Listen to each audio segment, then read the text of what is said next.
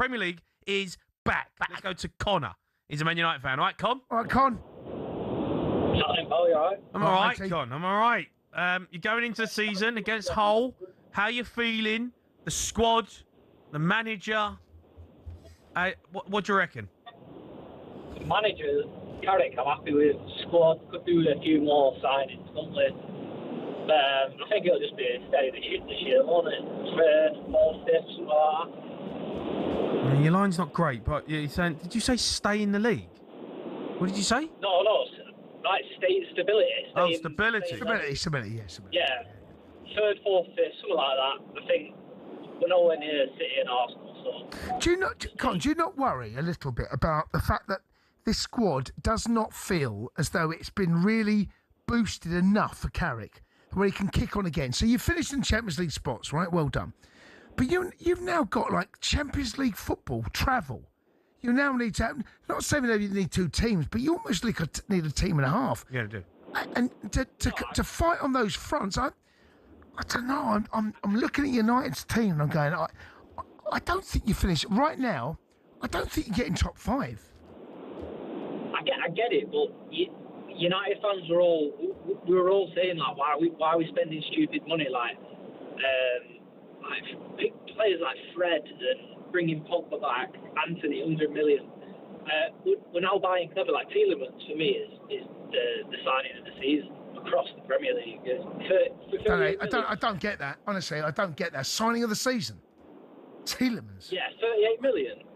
And listen, I don't care what you paid for him. I just don't get that. Tielemans is a good player. A Man United player. Is Tielemans, is he a Man United player? Is stable, steady. No, but is he a Manchester? Every week. You're saying stable and steady. That's not what I think of when I think of Paul Scholes. I look at Tielemans and he is. I think his level is probably Villa. I don't know what Villa fans feel about this, right? But Jamie just said that Paul Scholes was stable and steady. Paul Scholes was 100% stable. No, but it's not what you describe him as, is it? Tielemans, the signing of the summer. 100%. For the amount of money we paid for him, when you've got players like Elliot Anderson for 150 million, it's not your money. It's not your money. So I wouldn't worry about the price tag. Listen. I'm just saying the club is spending better than what it has, and it's just bringing that stability. Even if we go out early in the Champions League, we're putting that stability and getting back in the Champions League. I look at Tielemans, mate, and does make sense. And I've never thought of Tielemans as a Man United player. Never. I like Tielemans. I think he's a good player. I think he's a top player. I think he's good. Maybe I'm wrong. I think he's good enough to play for Man United. I don't. You don't think he's good enough to play for Man United? I just don't see it.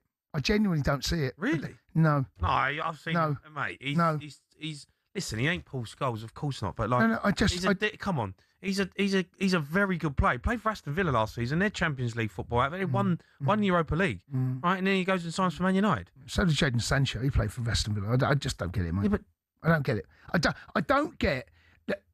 He's a good player. That's it. I don't see it. I don't see this big shift in Manchester United's midfield. I honestly don't. No, I hear what you're saying. But you're saying he's not good enough to play for Man United. No, not. Well, maybe this year he is. That's the point. Maybe he is now, but he shouldn't be. He should not be Man United's midfield. He should not be. He's an international midfielder, Jason. I mean, come on. So you say come on. Most players in the Premier League. Better than Lavia.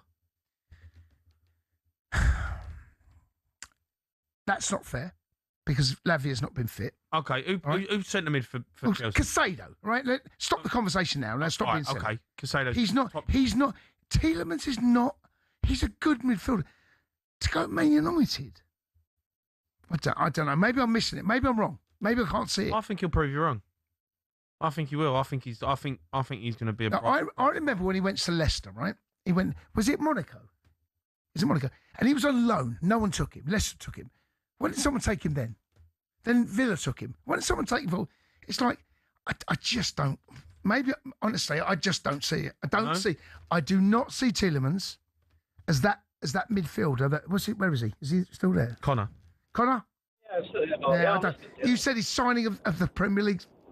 Mate, that's a wild statement, that. That's wild.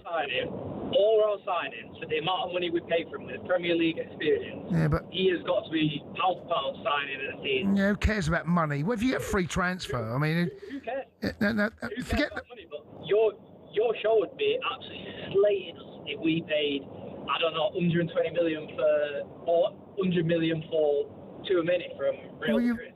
But we got it for 30. Well, you pay. Bargaining today. I know, but Man United are the worst. You are the worst in the world at business.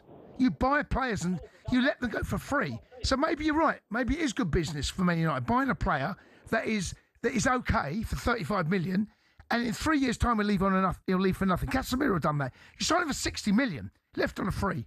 You're brilliant at that. You're the worst club at buying players high and letting them go for nothing. In fact, you're the best. This is smarter now. Like we've been buying. Well, you're smart then.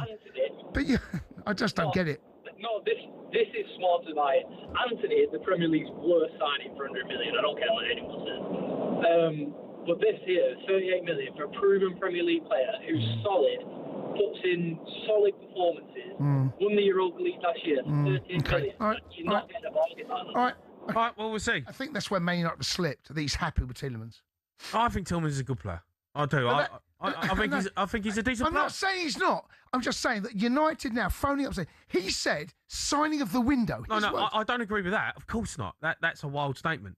But just I genuinely think that Tielemans is good enough to play for Man United. He is this year. Okay, well, I don't know where you want me to go with that. No, I'm just saying he's not. But where Man United are, he is. But Man United are in the top four. No, but that's I just. I don't. Maybe I'm going crazy. Maybe Leicester fans can put me right. Maybe Villa fans can put me right. Maybe United fans. I do not see Youri Tielemans as a player where he goes signing of the transfer window, and forget money spent. I just do not see it, mate. Okay, well, we'll see. And maybe you're right, maybe you're wrong. Let's squeeze one more in. Let's go to Simon. He's Crystal Palace fan. Simon. Hi, Jay. How are you, Si? You okay? I'm great, mate. I'm really, really happy about starting now. Yeah, go on. I mean, look, how are Palace? How are you feeling about Crystal Palace? Because they're going down, mate. They're going down. What? Palace going down. Mate, you're on one. I don't know how Jason's going to say that. You know what? We loved you at Palace, mate. No, I'm not being nice. You love Cundy at Palace. No one's ever said that. You know, I was gutted. You didn't join us permanently, to be honest with you. I remember your games. I was there. But the thing is, I think a lot of people in the media, and I'm going to include you boys in that as well, no one really knows what's going to happen with us. And I think as fans, we're also we'll all feeling a little bit similar. I'm very, very positive because we've had a very smart window as well. And we've got something that we never had before in the Premier League, which is depth. We haven't really ever had a squad that's been beyond the first team, that's been really sort of capable. So when we've had a couple of injuries or, players lost form, we've dropped off. Like last season when we dropped off between November and basically March, we were awful. And we just slipped right way down the table. This year, that shouldn't happen because we brought in 5-6 players. We've got 2 or 3 come back from injury and loans as well. So we've got a big squad for Pierre to choose from. And I'm very positive about the way it's going. I know we're going to get one more probably from Chelsea on loan if the reports are true. But then I think we're done. I don't think we're going to let anyone go other than Romain Essa. And I think we could be anywhere between fifth and bottom. I mean, I can't call it. I know.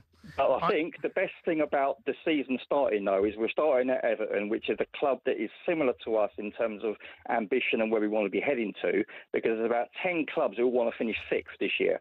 And it's the same every year because we've been up now, I think it's our 13th season in the Premier League, which is, I think, we're the 8th longest club in the division. So we're basically, other than the top 7, and Everton, we're the best of the rest, which isn't a terrible thing to say. Mm-hmm. So I think we've got a real good benchmark to start the season with. We've got a good set of 5-6 fixtures to start with.